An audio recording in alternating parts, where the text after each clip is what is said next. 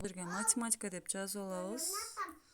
Математика 3-класс окуу китеби деп жазып алабыз.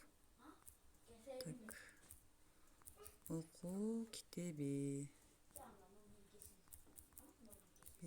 Поискти басабыз.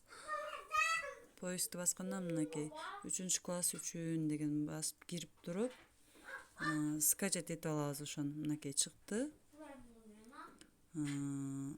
Скачать деген басып коебуз. Мына скачать деген басып койдуңуз.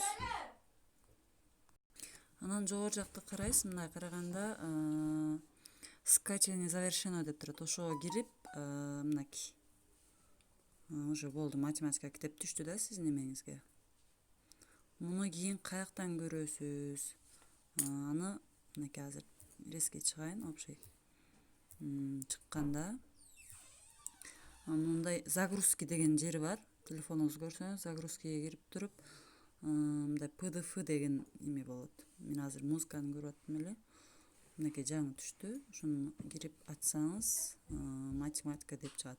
Открыть с помощью, менде 2 приложение бар, муну ача турган. Мундун мен ачайлы, мына математика. Ачты уже, ушундан кирип беребиз.